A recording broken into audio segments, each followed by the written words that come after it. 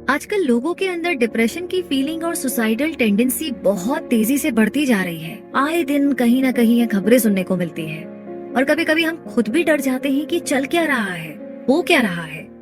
लोगों को लगता है कि उनकी लाइफ एकदम बेकार है, जिसमें ना कोई मकसद है, जिसका ना कोई मतलब है। जिंदगी बस निराशा और हताशा से भरी हुई है।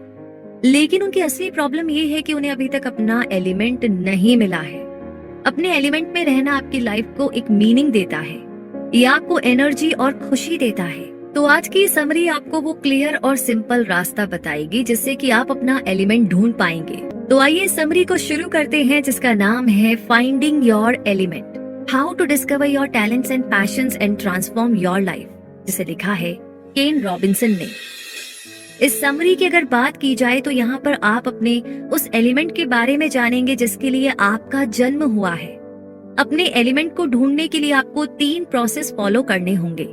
साथ ही साथ आपको लाइफ के 3 प्रिंसिपल से भी इंट्रोड्यूस कराया जाएगा जो आपको अपनी खोज में हेल्प करेंगे।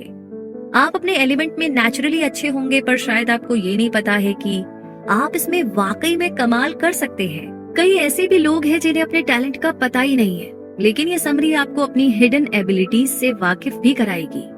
साथ ही साथ आप सीखेंगे कि अपने पैशन के बारे में कैसे पता लगाया जाए कि आपको क्या अच्छा लगता है। आपका एलिमेंट आपके पैशंस पर बेस्ड होता है। अपने एलिमेंट को जानना और उसी के हिसाब से जिंदगी जीना आपको एक स्पिरिचुअल एनर्जी देगा। ये समरी आपको खुशी का सही मतलब बताएगी। हमारी खुशियों में जब तक हमारी भलाई शामिल ना हो तब तक वो सच्ची खुशी नहीं हो सकती। तो जब हम अपने एलिमेंट को जान लेते हैं तो हमारी खुशियों के साथ साथ भलाई भी बढ़ती जाती है। इंसान एक सोशल एनिमल है। अगर हम उन लोगों के साथ उठना बैठना रखेंगे जो हमारे जैसे हैं, तभी हम ज्यादा सक्सेसफुल हो पाएंगे। एक जैसे एलिमेंट वाले लोग एक ट्राइब में आते हैं, इसलिए जिससे आपका एलिमेंट मिल जाता है आप उनसे ज्यादा मेल जोल रखते हैं। आप सीखेंगे कि अपने ट्राइब को कैसे ढूंढा जाए और अपने ट्राइब में रहने के क्या क्या फायदे होते हैं। तो आप लाइफ में मीनिंग ढूंढना चाहते हैं या लाइफ में कुछ इंटरेस्टिंग करने की सोचते हैं, आपके ये दोनों ही सपने अपने एलिमेंट में रह करके पूरे हो सकते हैं। ये समरी आपको उसे ढूंढने का रास्ता बताएगी। तो आइए अपने उस एलिमेंट को ढूंढने की जर्नी को हम शुरू करते हैं। हम सबके अंदर कोई ना कोई नेचुरल स्किल या क्वालिटी जरूर होती है। आपकी क्वालिटी कुछ भी हो सकती है, जैसे कि आप बहुत अच्छे सिंगर हो सकते हैं या बहुत अच्छे मैथमेटिशियन हो सकते हैं। इन सारे स्किल्स पे कोई एक एक्टिविटी जरूर से होगी जिसे आप सबसे ज्यादा एंजॉय करते हैं, और यही एक्टिविटी असल में आपका एलिमेंट है, यानी वो काम जिसे करने में आपको मजा आता है। उसे करते हुए आप कभी भी बोर नहीं होते। तो मान लीजिए यही वो चीज है जिसे करने के लिए आप पैदा हुए थे। अब सवाल ये आता है कि भाई आपको अपना एलिमेंट क्यों ढूंढना चाहिए। इसके 3 कारण हैं। पहला कारण पर्सनल है। अपना एलिमेंट ढूंढकर आप अपनी कैपेबिलिटीज का पता लगा सकते हैं, जो आपको लाइफ में सही डायरेक्शन की तरफ गाइड करेगा। दूसरा कारण है सोशल। सोसाइटी में तभी सुधार होगा जब लोगों को उनका एलिमेंट मिलेगा, क्योंकि ये आपको एक पर्पस देगा और आपको निराशा, डिप्रेशन और सुसाइड करने के विचारों से बचाएगा। तीसरा कारण है इकोनॉमिक। आपका एलिमेंट आपका नेचुरल टैलेंट दिखाता है। आपके एलिमेंट में आपके कॉम्पिटिटर्स भी कम होंगे। ऐसी जॉब जो आपके एलिमेंट में फिट होती है, वहाँ पर आप बेहतर परफॉर्म कर पाएंगे। इससे आप अपनी अर्निंग पोटेंशियल बढ़ा सकते हैं और इजीली प्रमोशन भी पा सकते हैं। तो अपने एलिमेंट को ढूंढना किसी जर्नी से कम नहीं है। चाहे इसके लिए आपको 2 तरह की दुनिया की खाक छाननी पड़े तो भी ये वर्थ है। तो पहली दुनिया है हमारा इनर वर्ल्ड, यानी हमारा माइंड, जहाँ पर हमारे थॉट्स और हमारी फीलिंग्स रहती है।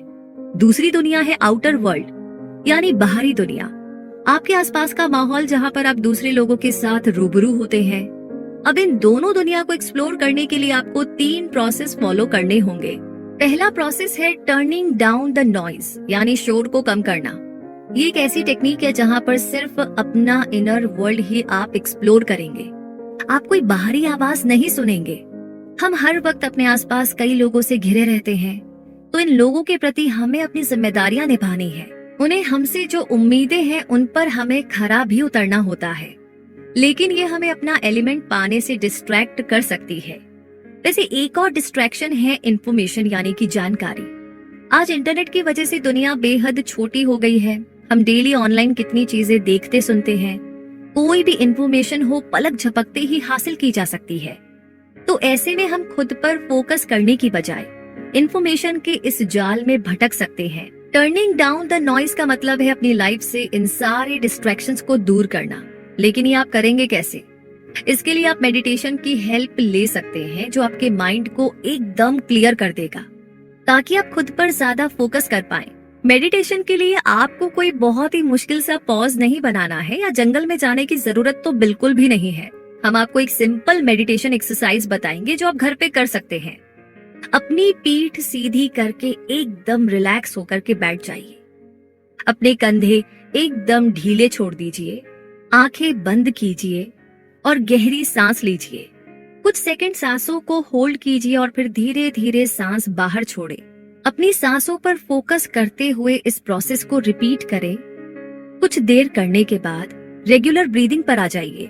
लेकिन एक चीज ध्यान रहे कि आपका सारा फोकस सिर्फ और सिर्फ आपकी ब्रीदिंग पर होना चाहिए, आपकी सांसों पर होना चाहिए। मेडिटेशन के दौरान हमारा दिमाग यहाँ वहां भटकता है, पर ये एकदम नॉर्मल है। आप जब ब्रीदिंग पर फोकस करना सीख जाएंगे तो थॉट्स भी कंट्रोल होने लगेंगे। आप ये एक्सरसाइज रोजाना 10 मिनट कर सकते हैं। इसके बाद धीरे धीरे आंखें खोलकर 10 मिनट और रिलैक्स कीजिए। दूसरा प्रोसेस है अपना नजरिया चेंज करना। आपने खुद को लेकर के एक इमेज बना रखी होगी। आपके मन में कुछ धारणाएं होंगी, जैसे कि कुछ लोग सोचते हैं कि वो गा नहीं सकते, लेकिन क्या ये कंफर्म करने के लिए उन्होंने कोई सिंगिंग क्लास ली है कि वो गा सकते हैं या नहीं? तो ठीक ऐसे ही दूसरों ने भी आपके लिए कुछ धारणाएं बना रखी होंगी। आपके बारे में उनकी सोच आपकी सोच को अफेक्ट करने लग जाती है। तो ऐसे लोग आपको शायद आपके एलिमेंट तक पहुंचने नहीं देते। इसलिए अपने एलिमेंट की तलाश करते हुए ऐसे लोगों से आपको बचकर रहना होगा। अपना नजरिया चेंज करने का वैसे एक तरीका है विजन बोर्ड बनाना। कई बार आप जब कोई मैगजीन पढ़ते हैं तो कुछ सेंटेंस या इमेज आपको अट्रैक्ट करते होंगे। उन वर्ड्स और इमेजेस को काट लीजिए और एक बोर्ड पर चिपका दीजिए। तो ये तैयार हो गया आपका विजन बोर्ड, जो आपके पैशंस और हॉबीज को दिखाता है। ये दिखाता है कि आप फ्यूचर में क्या करना चाहते हैं। अपने विजन बोर्ड को ऐसी जगह पर रखिए जहां से आप उसे डेली देख सके। ये आपका नजरिया चेंज करके आपको अपने एलिमेंट पर फोकस करने में हेल्प करेगा। जैसे एक और टेक्निक आप यूज कर सकते हैं ऑटोमेटिक राइटिंग की। इसके लिए आपको एक पेन और पेपर लेना है। अब आराम से बैठ करके डिसाइड कीजिए कि आप किस थीम पर लिखना चाहते हैं। थीम का एक एग्जाम्पल हो सकता है मेरा पैशन। आपके माइंड में जो भी आए बस आप लिख डालिए। स्पेलिंग मिस्टेक, पंक्चुएशन या ग्रामर की तो टेंशन आप बिल्कुल ना ले। 5 मिनट तक बिना रुके लिखते रहिए। एंड में आपके पास अपने पर्सनल थॉट से भरा एक डॉक्यूमेंट होगा। इसे पूरा पढ़े और जो भी आपको इम्पोर्टेंट लगे उसे हाईलाइट करे। जैसे कि जूली कैमरून एक ऑथर है जो ऑटोमेटिक राइटिंग अलग तरह से यूज करती है। हर सुबह नींद से उठने के बाद पहला काम वो ये करती है कि जो भी मन में आए उसे लिख लेती है। उनकी ऑटोमेटिक राइटिंग की कोई थीम नहीं होती। जूली ये इसलिए करती है ताकि उनके माइंड से रैंडम थॉट्स निकल जाए। फिर उसके बाद वो अपने दिन भर के काम पर ठीक से फोकस कर पाती है। इस टाइप की राइटिंग में जब आप सब कुछ लिख लेते हैं उसके बाद आपको पेपर नहीं देखना है। जी हाँ, अपने एलिमेंट को ढूंढने का तीसरा प्रोसेस जानते हैं अब। आप कोशिश करते रहिए, यानी आउटर वर्ल्ड को एक्सप्लोर करना। नए लोगों से मिलो और नई नई एक्टिविटीज को ट्राई करो, वरना आप कभी भी अपने एलिमेंट तक पहुंच ही नहीं पाएंगे। इन सारे प्रोसेस को शुरू करने से पहले आपको 3 प्रिंसिपल भी मालूम होने चाहिए और ये प्रिंसिपल आपको अपनी खोज में गाइड करेंगे। ये आपको उन चैलेंजेस को फेस करने में हेल्प करेंगे जो आपके सामने आएंगे। तो पहला प्रिंसिपल है कि आपकी लाइफ यूनिक है। इससे पहले आपकी जैसी लाइफ किसी ने नहीं जी है और ना ही कोई आगे जिएगा। दूसरा प्रिंसिपल है कि आप अपनी लाइफ खुद क्रिएट करते हैं। क्रिएटिविटी और इमेजिनेशन ऐसी चीजें हैं जो इंसान को जानवरों से अलग करती है। हम खुद को डेवलप करने के लिए अपनी यूनिक स्किल्स को यूज करते हैं। आप अपनी इमेजिनेशन और क्रिएटिविटी यूज करके अपनी लाइफ को शेप दे सकते हैं। तीसरा प्रिंसिपल ये है कि लाइफ ऑर्गेनिक है। इसका मतलब ये है कि लाइफ के बारे में कुछ भी पहले से नहीं कहा जा सकता। हमारी लाइफ इस बेसिस पर बनी है कि हम अपनी डेली लाइफ की अलग अलग सिचुएशंस में कैसे रिस्पॉन्ड करते हैं। इसका बेस्ट एग्जांपल है डेविड ओगिलवी की लाइफ, जिन्हें फादर ऑफ एडवर्टाइजिंग कहा जाता है। वैसे डेविड शुरुआत से ही सेल्स पर्सन नहीं थे। पहले वो पेरिस में शेफ हुआ करते थे। और उनका सेल्स करियर तो तब शुरू हुआ था जब उन्होंने स्कॉटलैंड में कुकिंग स्टोव बेचने शुरू किए। स्टोव बेचते हुए उन्होंने एक सेल्स मैनुअल लिखी थी जो कि बाद में बेस्ट सेल्स मैनुअल के तौर पर फेमस हुई। उनकी सेल्स मैनुअल पब्लिश होने के बाद लंदन की एक एडवर्टाइजिंग एजेंसी ने उन्हें हायर कर लिया। इस फील्ड में डेविड को खूब सारी सक्सेस मिली। बाद में वो एक सर्वे ऑर्गेनाइजेशन में काम करने के लिए अमेरिका चले गए। वर्ल्ड वॉर सेकंड के दौरान डेविड ने ब्रिटिश इंटेलिजेंस सर्विस ज्वाइन की। जब ये वॉर खत्म हुई तो वो किसान बन गए।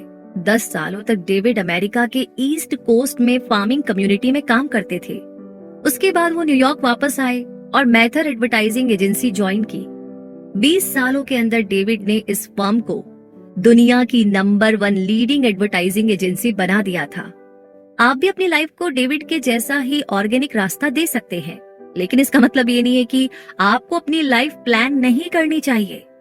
लॉन्ग टर्म गोल्स आपको उस चीज पर फोकस करने में हेल्प करेंगे जो आपके लिए सबसे ज्यादा इम्पोर्टेंट है।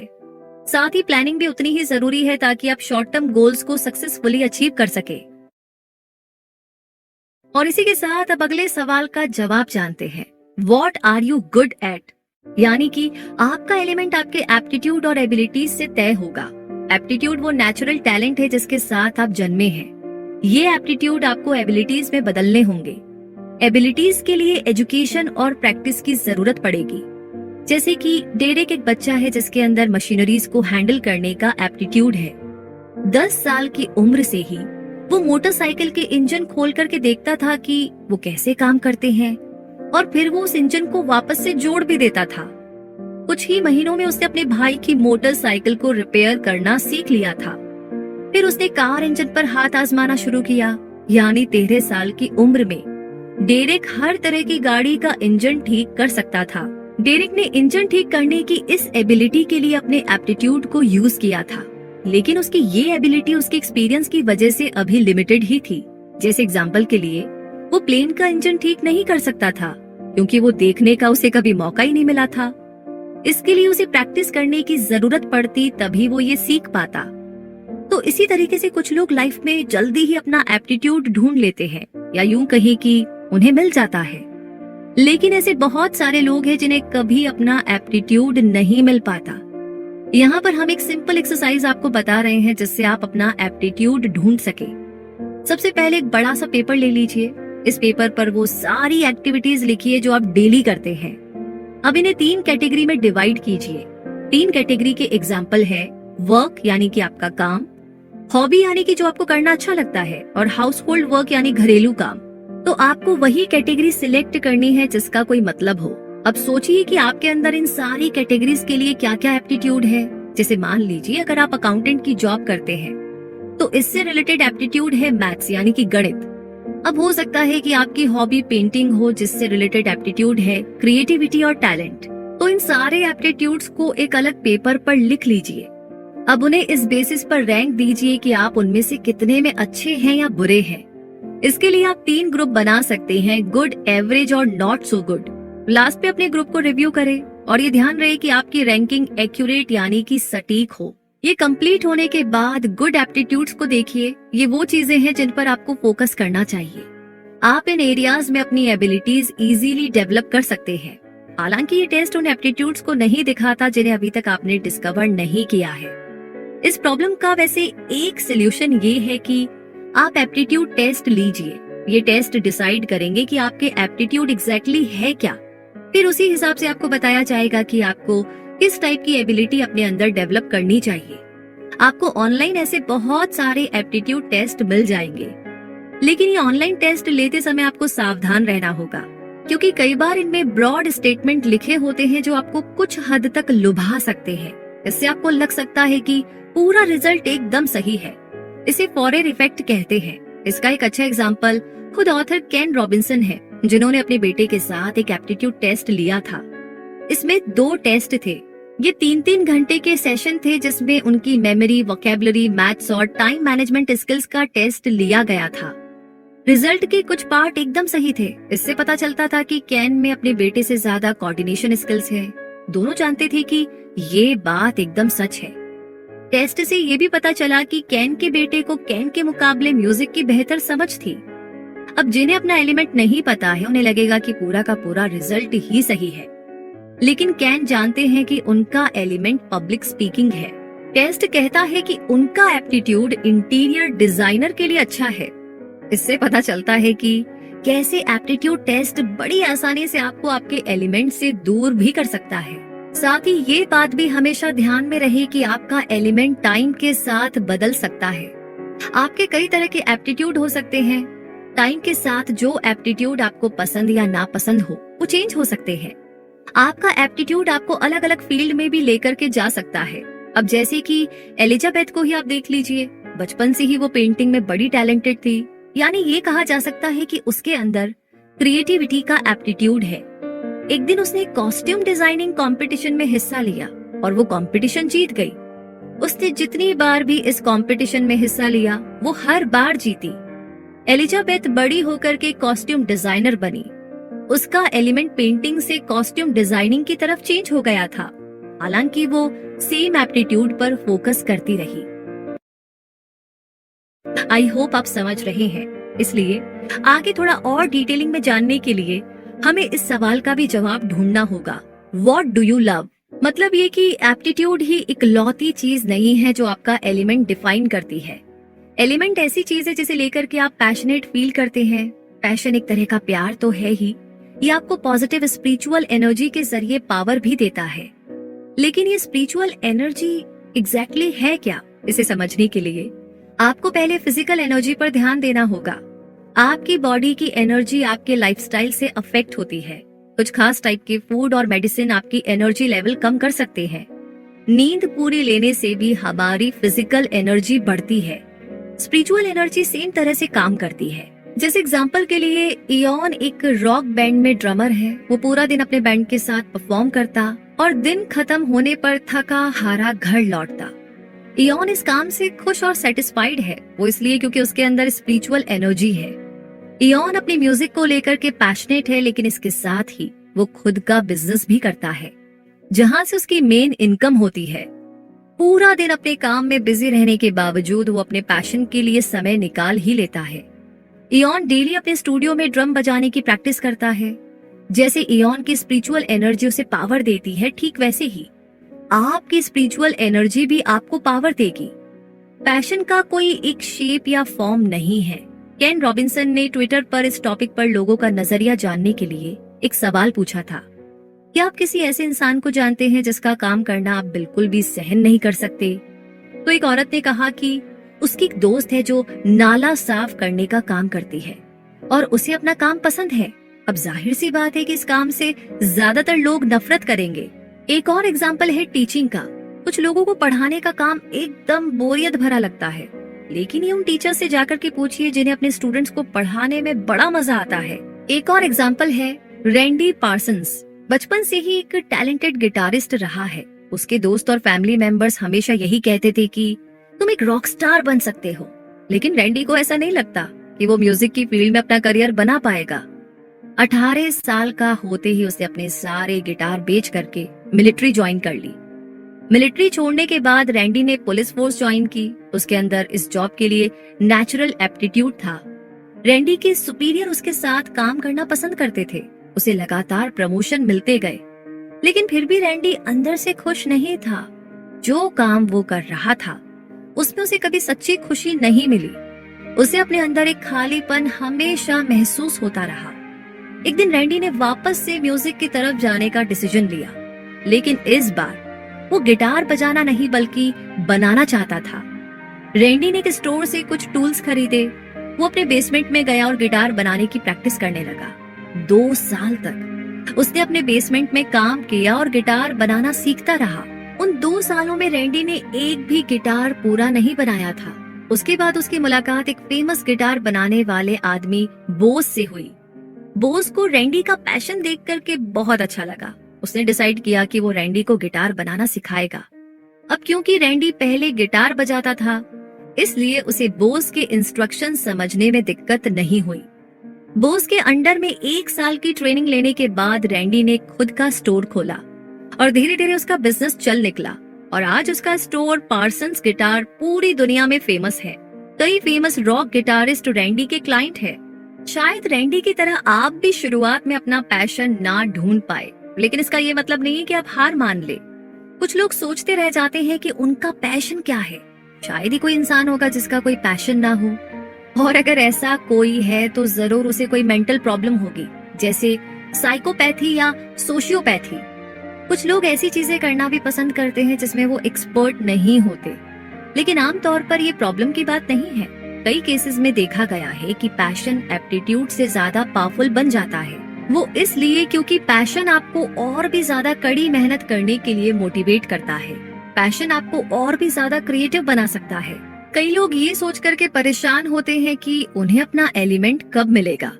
इसे समझाने के लिए हम कह सकते हैं कि अपने एलिमेंट को ढूंढना प्यार में पड़ने जैसा है। अगर वो आपको मिल गया तो आपकी लाइफ चेंज कर देगा। आपको एक तरह का सुकून और सेटिस्फैक्शन फील होगा। आपका पैशन क्या है ये जानने के लिए उसे ढूंढिए। जिस एक्सरसाइज की हेल्प से आपको अपना एप्टीट्यूड मिला था वही एक्सरसाइज यूज करें। फिर से याद दिला दें आपको कि अपनी सारी एक्टिविटीज की लिस्ट बनाइए और फिर उन्हें कैटेगरी में डिवाइड करें। अब इन कैटेगरीज को 3 नए ग्रुप में डिवाइड कीजिए। ये ग्रुप है थिंग्स यू एंजॉय, यानी कि वो काम जिन्हें करना आपको पसंद है। Things you don't mind doing, यानी जिन्हें आपको करने में कोई आपत्ति नहीं है। और things you do not enjoy, यानी कि वो काम जिन्हें करना आपको बिल्कुल भी पसंद नहीं है। एक बार फिर से पहले ग्रुप पर फोकस करें। ये वो एक्टिविटीज है जिन्हें लेकर के आप सबसे ज्यादा पैशनेट फील करते हैं। कुछ सवाल है जो आप अपने पैशंस को और भी क्लियर करने के लिए खुद से पूछ सकते हैं। जो चीज आप एंजॉय करते हैं उसमें आपको एग्जैक्टली क्या अच्छा लगता है? क्या उस एक्टिविटी को करने का कोई और भी तरीका है? जो चीज आप एंजॉय नहीं करते, क्यों नहीं करते? और इन्हें ज्यादा मजेदार कैसे बनाया जाए? इन सब के बारे में सोचना शुरू कीजिए। वैसे इसी के साथ अगला सवाल एकदम तैयार है जिसके बारे में हमें समझना भी होगा, सोचना भी होगा। और ये सवाल है, What makes you happy? आपको क्या है जो खुश करता है? अगर आप लोगों से पूछे कि उन्हें लाइफ में क्या चाहिए तो वो यही कहेंगे, खुशी। कुछ लोग कहेंगे कि अपनी जॉब में सक्सेसफुल होना उनका सपना है, या एक हैप्पी फैमिली उनका सपना है। लेकिन उन्हें ये चीजें इसलिए चाहिए क्योंकि इससे उन्हें खुशी मिलती है। लेकिन अफसोस कि आज के टाइम में बहुत ही कम लोग हैं जो वाकई में खुश हैं।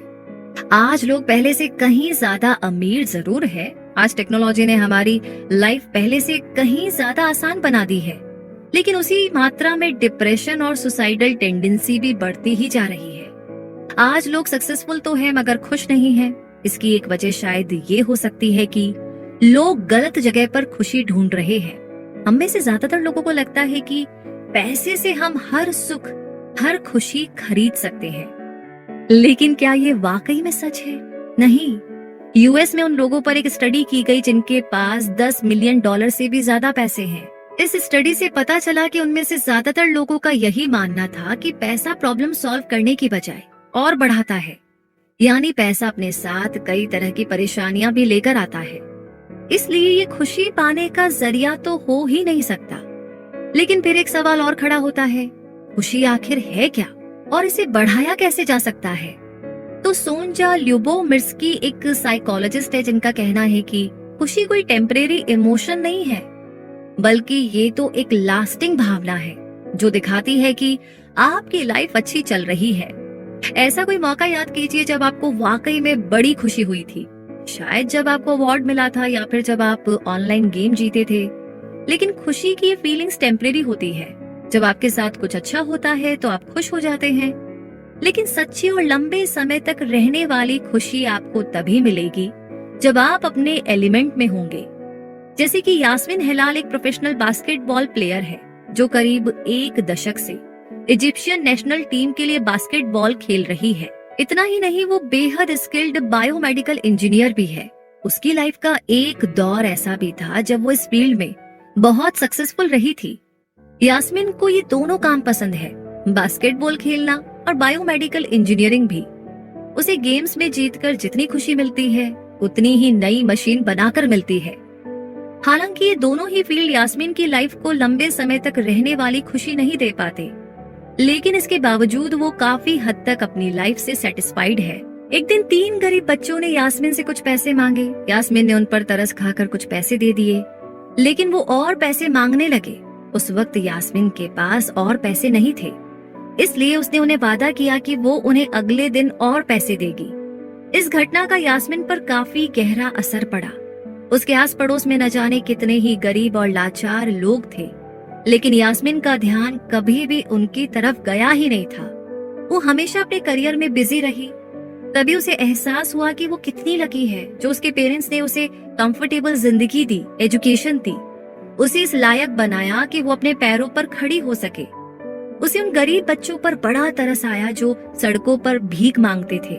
इससे इंस्पायर होकर के यास्मीन ने एक चैरिटी फाउंडेशन की शुरुआत की, जिसका नाम तलीदा फाउंडेशन रखा गया। इस फाउंडेशन का गोल था गरीब बच्चों को पढ़ा लिखा बनाना, जिसके लिए उनकी स्कूल फीस भरी जाती थी। यास्मीन इन बच्चों को फ्री कैरेक्टर बिल्डिंग प्रोग्राम और आर्ट क्लास भी प्रोवाइड कराती थी। तो ये था यास्मीन का एलिमेंट जो उसे तलीदा फाउंडेशन में मिला था।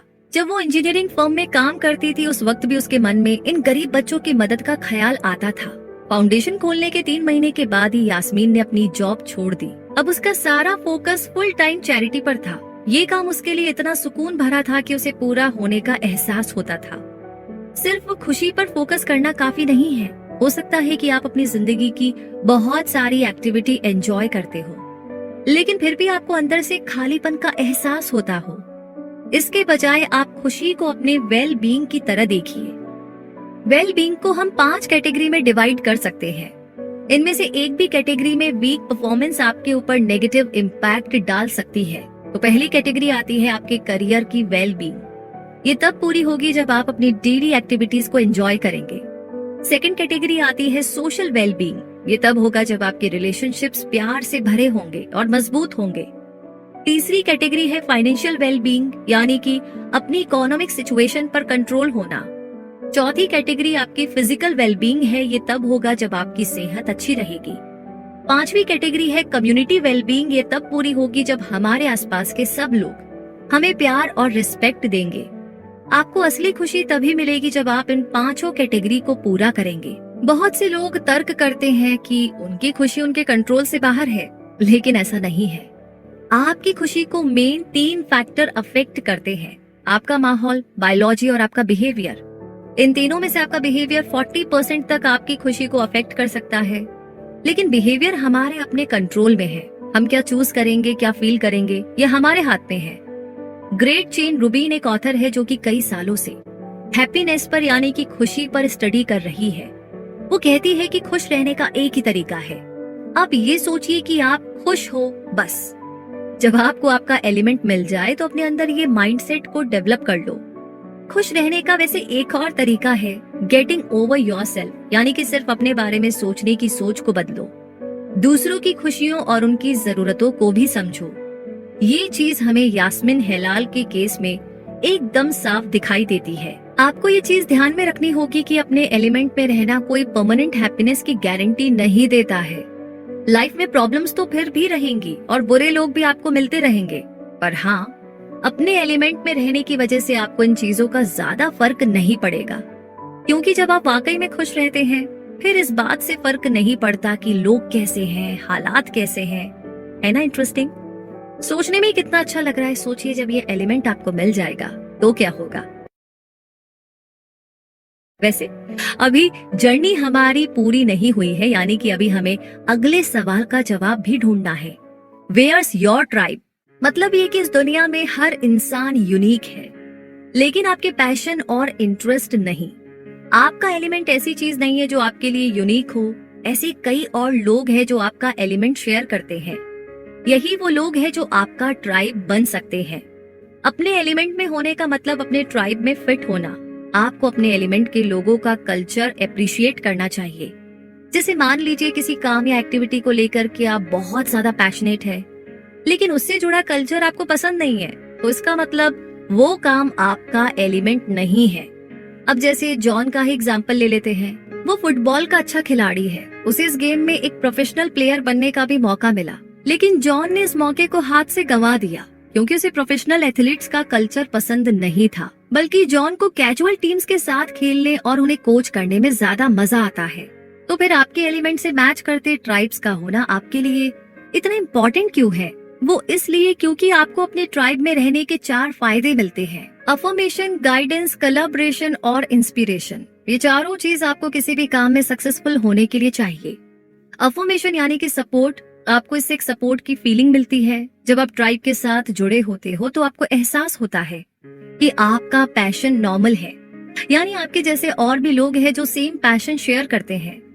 इंसान को आगे बढ़ने के लिए दूसरों के सहारे की जरूरत पड़ती है। एक ट्राइब का होना आपकी इम्प्रूवमेंट की पोटेंशियल को बढ़ाता है। गाइडेंस का मतलब है इंस्ट्रक्शंस और मेंटरिंग। हम खुद ही सारी चीजें नहीं सीख सकते हैं, हमें गाइडेंस की भी जरूरत पड़ती है और अक्सर हमें किसी ऐसे इंसान की जरूरत पड़ती है जो हमें सिखाए, सही रास्ते पर गाइड करे। तो आपके ट्राइब के एक्सपीरियंस्ड मेंबर्स आपको इसमें हेल्प कर सकते हैं।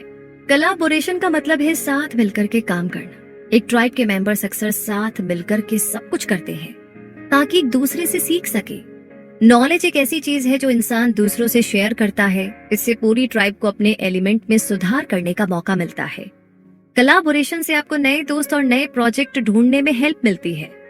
इंस्पिरेशन का मतलब है सुधार के लिए मोटिवेट होना।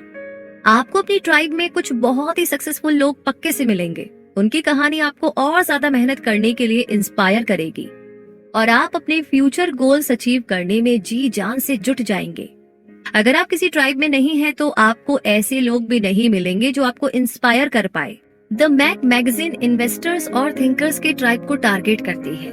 ये वे लोग हैं जो नई नई मशीन बनाते हैं और मौजूदा मशीनों में कई तरह के बदलाव करते हैं। ज्यादातर ये लोग अकेले और सबसे कटकर रहने वाले लोग होते हैं, लेकिन मैक मैगजीन ने उन्हें अपना अलग ट्राइब ढूंढने का मौका दिया। डेल डॉक्टी मैक के फाउंडर हैं। उनकी मैगजीन लॉन्च होते ही एकदम फेमस हो गई थी।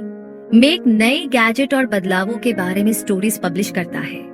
उन्होंने दिखा दिया था कि इन टॉपिक्स में बहुत से लोग इंटरेस्ट रखते हैं। इससे उन इन्वेस्टर्स को फौरन अफर्मेशन मिल गई जो इस मैगजीन को पढ़ते हैं। धीरे धीरे मैक मेकर मूवमेंट की लीडिंग आवाज के तौर पर उभरी। मेकर मूवमेंट एक ट्राइब है जो मशीनों के साथ एक्सपेरिमेंट करने में दिलचस्पी रखता है। मैक में दी गई जानकारियां कई इन्वेंटर्स को गाइड करने का काम भी करती है। मेकर मूवमेंट जब काफी पॉपुलर हो गया तो उन्होंने मेकर फेयर क्रिएट किया। ये एक फेस्टिवल की तरह था जहां इन्वेंटर्स जमा होते थे। मेकर फेयर में इन्हें अपनी नई नई इन्वेंशन दिखाने का मौका मिलता था और कई इन्वेंटर्स आपस में कोलैबोरेट करके इवेंट के लिए बड़ी और कॉम्प्लेक्स मशीनें बनाया करते थे। 2011 में कैलिफोर्निया मेकर फेयर में 70,000 से भी ज्यादा पार्टिसिपेंट्स ने हिस्सा लिया था। इनमें से कई तो भी बच्चे ही थे या नए इन्वेंटर थे। इस फेयर में जो क्रिएशन देखने को मिली उससे साबित हो गया था कि इन लोगों में पोटेंशियल की कमी नहीं है और वही मौका मिले तो ये तो क्या कुछ नहीं कर सकते।